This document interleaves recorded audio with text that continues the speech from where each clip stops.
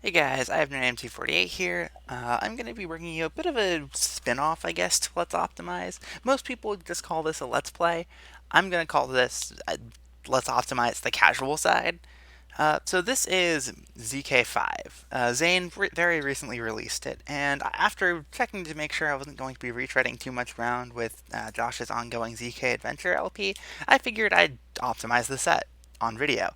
But first, you kind of need to know how the levels work. You kind of need to have played them casually in most cases, so that you can see the disparate elements of a solution, see how they all fit together, pick up some interesting quirks about the levels, and just keep an open mind for what may or may not be potentially skippable. I think this set has a lot of potential for illustrating some very nice techniques, so I'm going to be casually playing through it, hopefully getting that done within the next few days. Because on the 21st, my fiance comes up for another visit, so I'm obviously not going to be recording anything or streaming much or like even optimizing much for the few weeks after that. So, yeah, this is going to be a fun time. This is not replacing any other random speedrun stuff I do. This is not replacing any other stuff I want to do, which means if I want to work on a CCLP4 level in between this, I'm working on a CCLP4 level in between this, and it's going to be fun. If I feel like going back to CCLP3 or 1 or 2 or CC1 or whatever, I'm going to do that. If I want to play on links, I'm going to do that. But right now, I'm feeling like doing more Let's Optimize. The series has been dead for a while. I've got a nice list of about 8 or 9 levels I still want to get through, in addition to ZK5. So that sounds like a rambly intro. It is a rambly intro. Enough of the rambly intro, let's play Arena.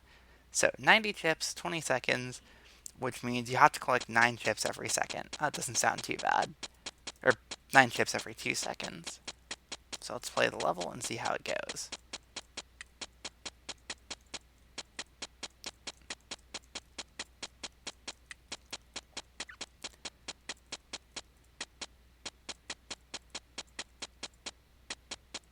There's extra chips. If I'd realized there were extra chips, I would have beaten the level. See, this is the kind of thing that you want to have casually played a level in order to catch.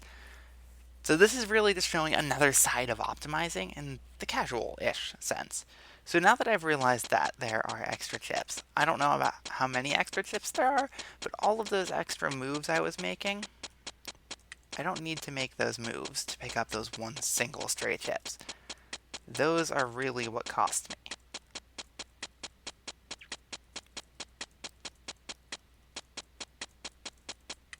Oops, I just wasted 2 moves. I think there'd be a way to get a 2-second time on that, but I need to route it to find out. Anyway, here's Bounce. So this is a level that takes advantage of Zane's penchant for precise timing. And I was wrong on that timing. So basically, the way this level works is you bounce the ball off of the block.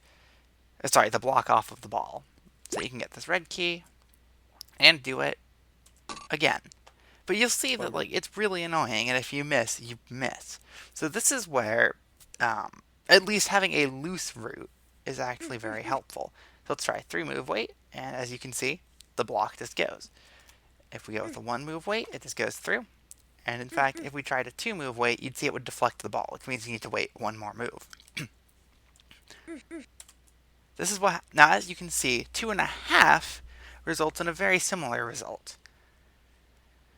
The block goes through, but the ball gets delayed and ends up back on the same cycle that it was on prior due to slide delay. So we know 1, 2, 3. Slip right through, get the red key, and now let's push it and see what happens. That looked like it was about as far away from the ball as it could have been. So let's try a 2 move weight. And that was correct. So let's get the green key and see what this one's like.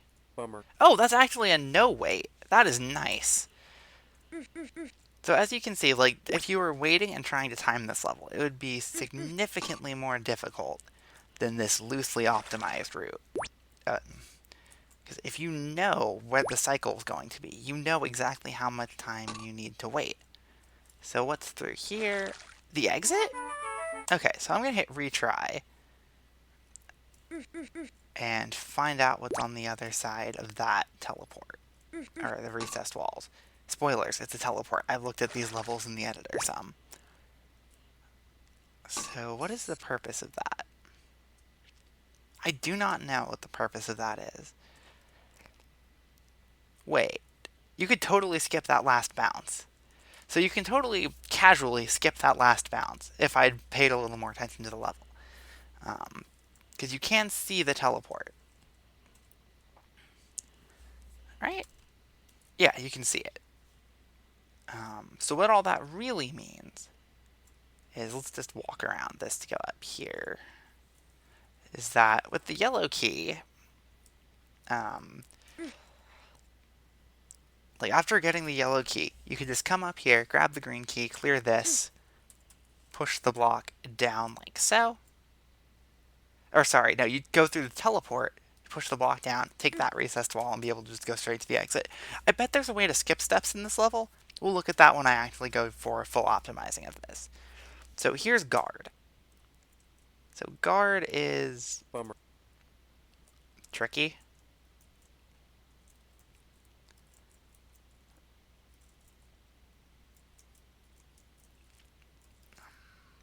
So I'm just starting by moving all of the blocks out of the balls, pretty much.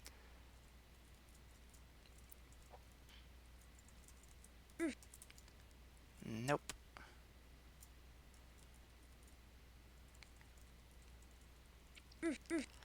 And I'm going to put that block there. So this is something that I think will be very beneficial in trying to optimize this level later. I don't know if it will actually be better. Bummer. Why am I stupid sometimes? Bummer. So the monster order on this is a bit annoying. So anyway, that's a decent way of blocking off this first set of balls. Bummer. Oh, nice. Bummer. Wait, one, move here, push that down. Bummer. Why? Bummer. I'm not trying to optimize this right now. Like, this is going to be pretty nasty to work on.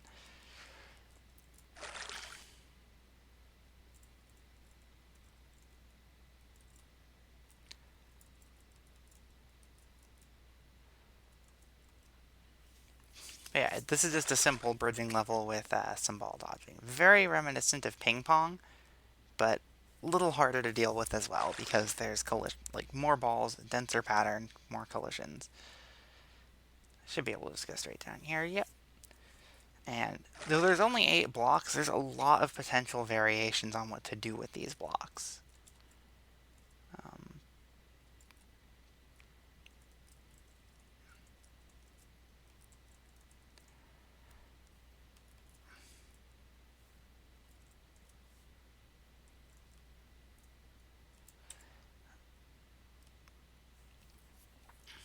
Yeah.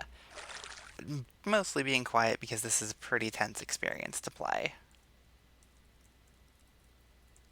I like that I had all of those synced up like that. That was really cool to see them all.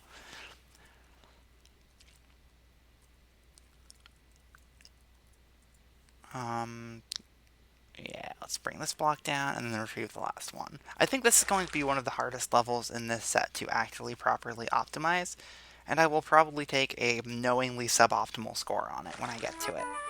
Because yes, this is another level that teaches something very nice about optimizing. You don't have to push for bold. You don't have to be JB.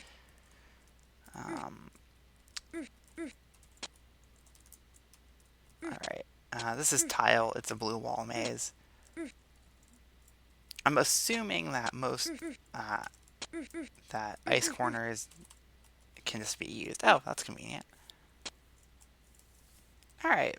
So simple little blue wall maze. Actually pretty fun level.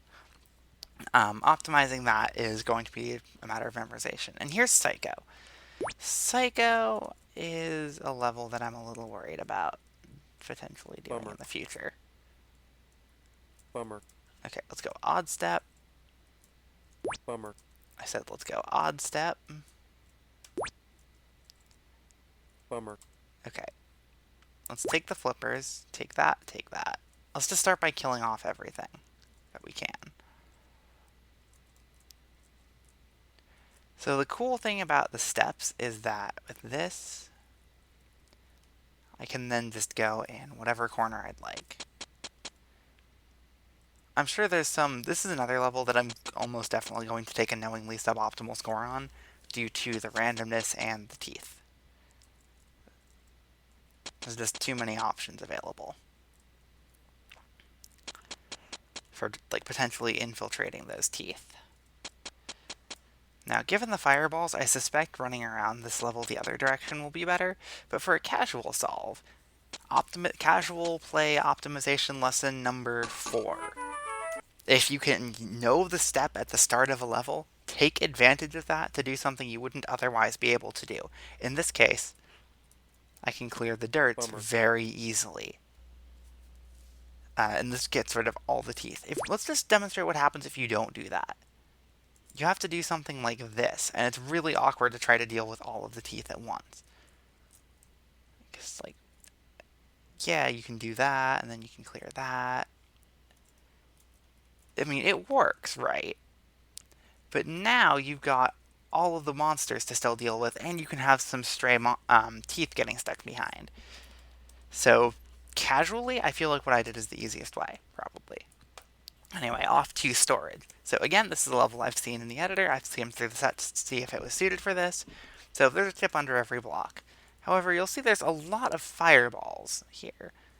And for an optimization run, you would need to work out how to deal with just their cycles and all that. As you can see, it starts out pretty chaotic. But looking at the state of the level, it does stabilize.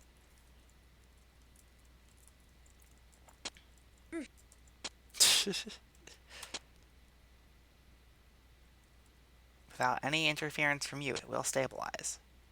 So let's get this guy down here. Infiltrate.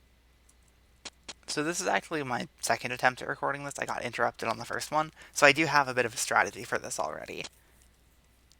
But as you can see, if you can get these fireballs just stuck in a place, you never need to worry about going again.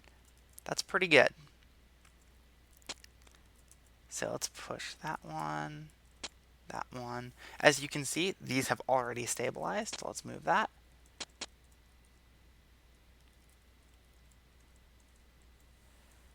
And because I don't care about what those fireballs do now. So now we just have this one bottom row to go. And there's something pretty interesting I can pull. Oh, that was wrong.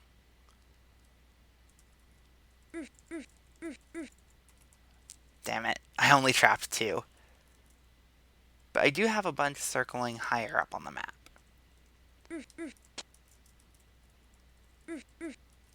So this is a bit lean thinking-y. Just a bit. Oh, crud. Where'd I miss a chip? This is the dark side of chip under block levels. I love them, but when you've missed one, you don't know where it is. Let's see. So it'd be on this row. Is it this one?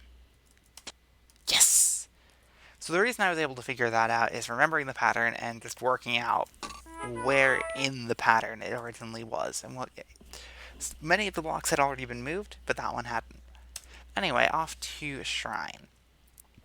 This is where I got interrupted last time, so I actually do have a mostly optimized route to this level already. I say mostly because there might be some smaller thing you can do, but the whole point is you see this fireball here, and you see some teeth, and you see this section. The whole point is to get the fireball into that bomb, because the teeth can't do it. And you're given 8 teeth, 4 red keys to release them. Nothing too big of it, like nothing too complex, really. And you have to lure all of the teeth onto these force floors. Except, you don't.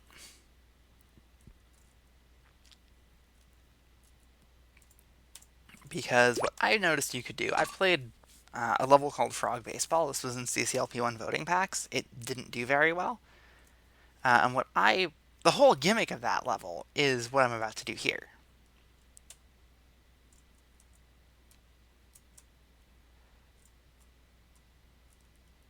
Oops. I guess I goofed that. Let's try. Man, wait, what went wrong there?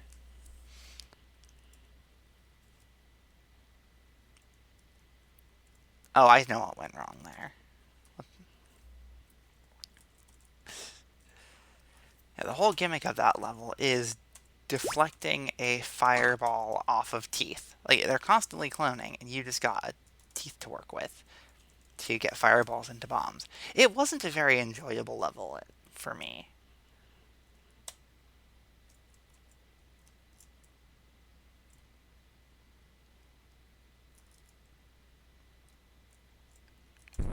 Nice! Okay, I'm pretty sure that is the bold. And basically, now that I've shown it, because this is supposed to be casual, but whatever, um, I have this solution, and when I get to this level in the Let's Optimize, I'll try to explain a little bit more how I came to that route. Um, but optimization lesson for casual play number who knows how many. Sometimes levels are tedious, and there's a way to cut the knot.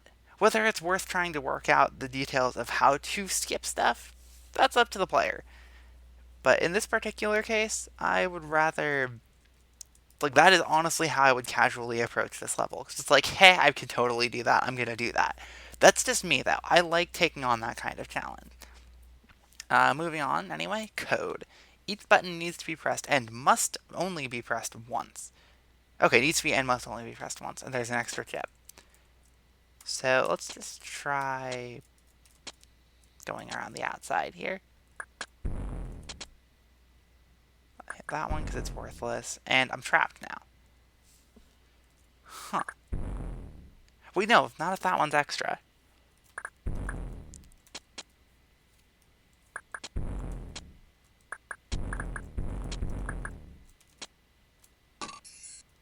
Bummer.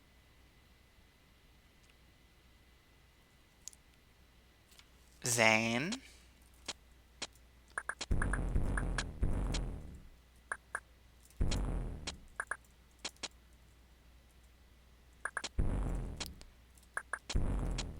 So obviously I've pushed things more than once. Oh! Wait a minute, though. That doesn't sound quite right. So I'm pretty sure there's a way of breaking this system. And I'm going to demonstrate it. Um, okay, so that is the bottom button. So this one's presumably going to be top. 3, 4, 5, 6, 7, 8. Oops, I don't have enough tips to actually demonstrate that.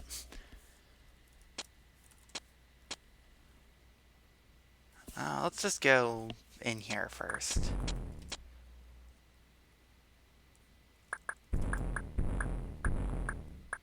Ah, you cannot even hold buttons, so you can't stop and think.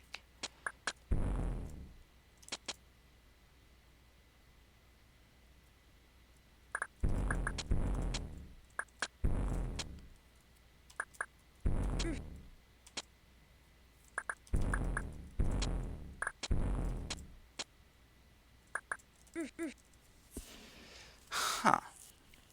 So there's an interesting path to this that I'm not seeing. Essentially, if I treat the buttons like recessed walls, then I can try and discover a path. So this is a level that would be, I think, a little better with a map, because you can't see the whole thing at once. It's just barely too large to do that.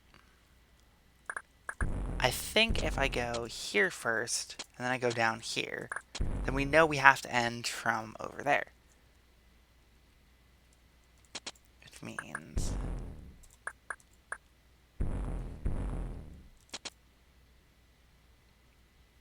Okay.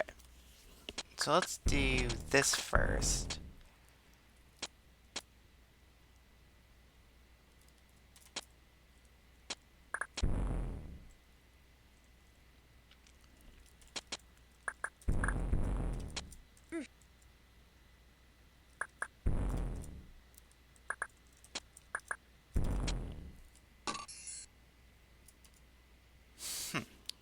It's really hard to keep track of which buttons you have and have not pressed. I mean, if I do that full loop, we have to end over there, which means I'd have to go this way, go up here,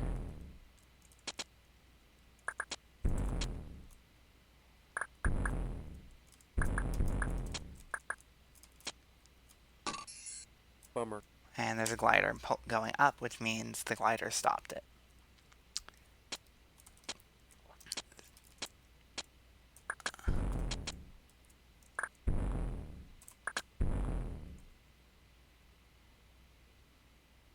Wait a minute.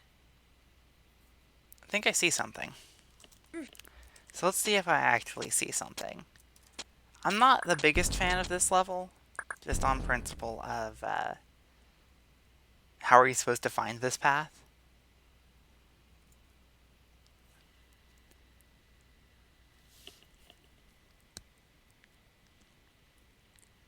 Like, how are you reasonably supposed to find this?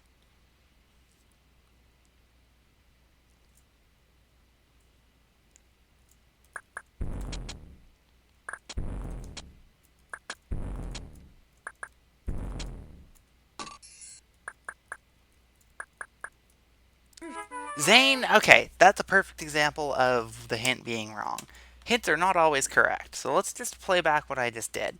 So each button needs to be and must only be pressed once. But the mechanism for forcing that is not true. So we've hit this button and this button. This button never gets pressed. And that is button 6 in reading order. So I'm assuming at this point I go up, I think? Yep. So buttons 6 and 7 have not yet been pressed.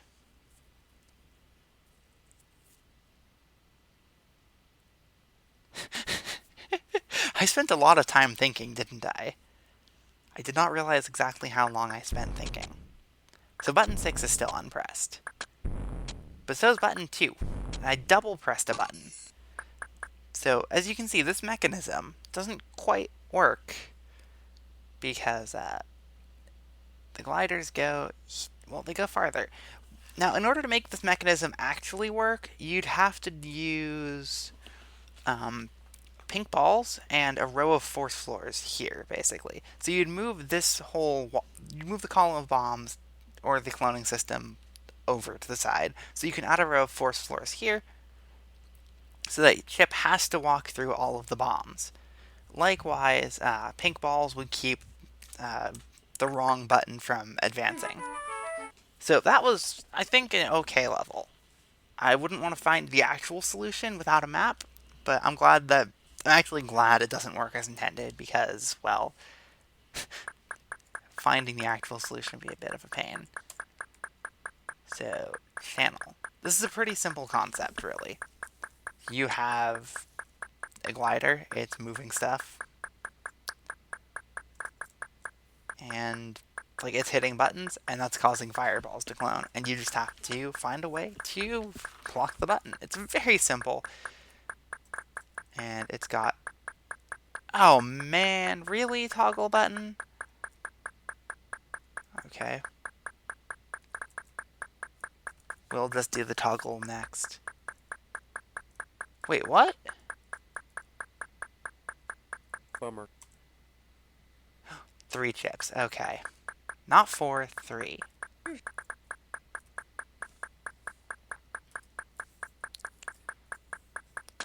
I was confused for a moment because, wait, how can I get the brown button then? Well, the answer is you can't get the brown button then. That's the whole point. That's actually really cool.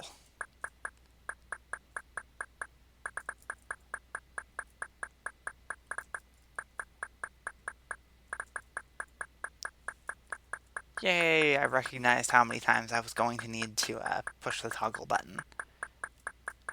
And now I've got access to that block, and what do I do with these blocks that I now have? Like, what's up here? Where's the exit?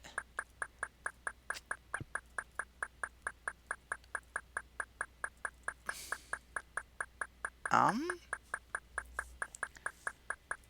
Oh, there it is. Oh! Nice! Bummer. Bummer. Why did I push up twice? That is so cool, though. Bummer. That's a really nice way to end a level.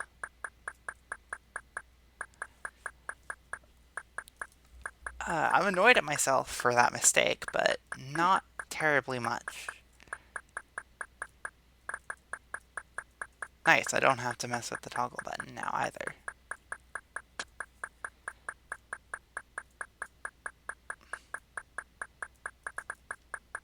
Bummer.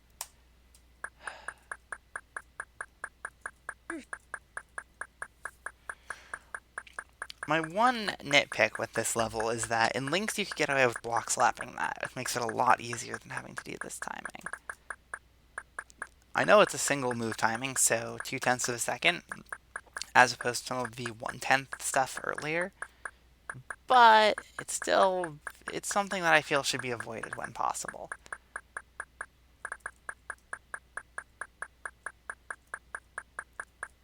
And in this case, I'm not sure it could have been with the given concept, but it would have been fun to see done, I think. Peace and quiet.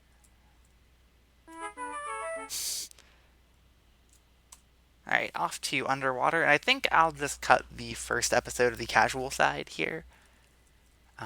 I see 999 chips left, which to me means don't worry about picking up chips. Those few blue walls imply to me that all blue walls are going to be real. Wait a minute, is this... This reminds me of that one level that I saw in ZK Adventure with the fireball, like In Flames I think it was. Is this the same layout?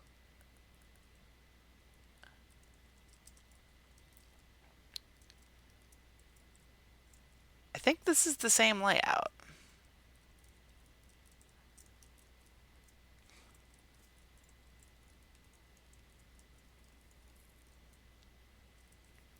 So if I find a blue key, I can get up to that exit tile from here. Which is good to know, I guess. I can use this block to gain access to this upper section. I can't do anything with over there. Can't really get up there either.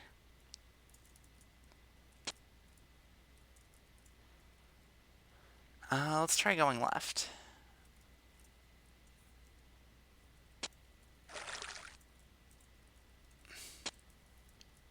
Alright, that will take 2 blocks to actually get anywhere, but fortunately I have 2 blocks to use. Plus that's free now. Yep.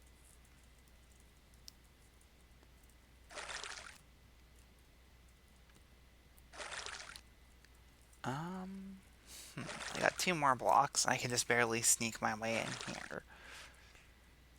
And now I'm stuck. I think I'm stuck anyway. I have 1 more block. No way to get back to that upper left section at all. I have no way of getting a block up here. So unless I can approach from the top, from the right, which I very well may be able to do. Check for stuff hidden under block. I mean, I have this one, don't I?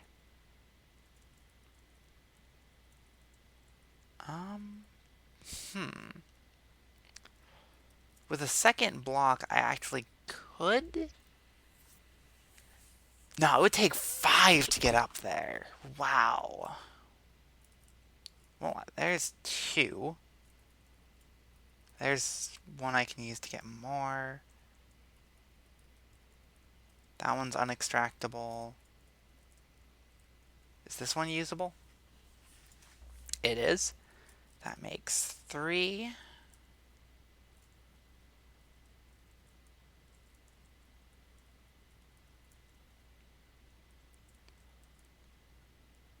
Okay, if I hadn't bridged up there, I'd actually have enough. Barely, mind you, to sneak up here. Because if I'm correct, I need to fill in... Bummer. Okay, well, I died. I'd need to fill in the tile I drowned on, the tile 3 below the one I drowned on, the two above where I was standing and the one up there, and the stray water tile. So what that to me means is this level's going to be pretty rough, and I should immediately prioritize getting over there.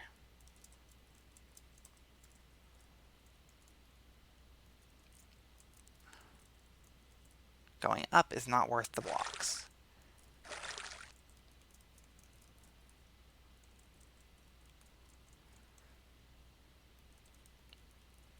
Okay, so this is going to be a little strain. I'm going down here. That buys me 3 blocks for the cost of 1. Now there's more blocks on the right, and I know that, which means I can start clearing those tiles because I have enough blocks to do so. Um, the reason I'm clearing these ones is because, oh, I thought I needed to get through there. Misremembered Bummer. that I pushed up again. Whatever, I can fix that.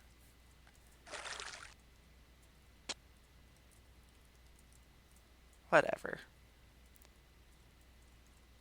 Let's just bridge over to the right here, so I have access to down here anyway. Oh, nice.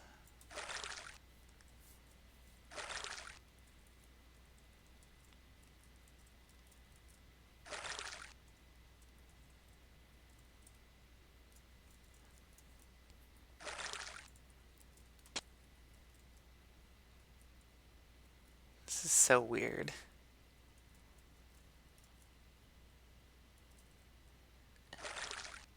Yeah, I get the feeling that there's something up there. I hope it's not a blue key and I need all of those other blocks. Because that would be a little strict, I think. Anyway, we'll find out.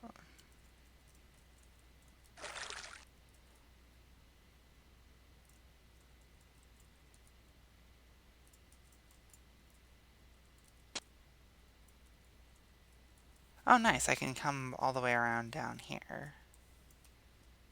Just making sure there's no blue key under that block. So glad I don't have to worry about invalid tiles.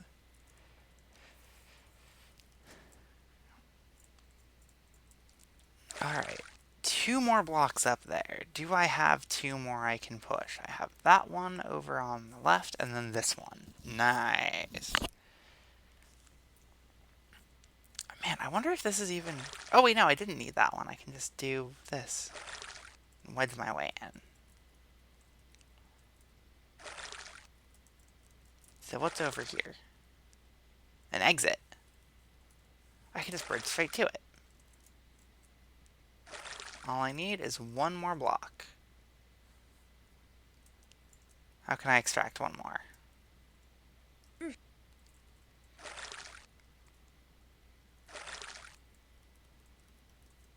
Can't do anything from there. So blue key turned out to not be the key to this level, hilariously enough. But finding enough blocks to use... Oh wait, no, I still had these 2 from back here. I still had 2 more. Man, actually optimizing this is going to be pretty rough. I fully expect to not have this one maxed, but I'm going to do my best when I get to it. Alright, underwater. So, 34-minute video, 2-minute intro. Let's go for like a 10-second outro. Thanks for watching. Part 2 soon.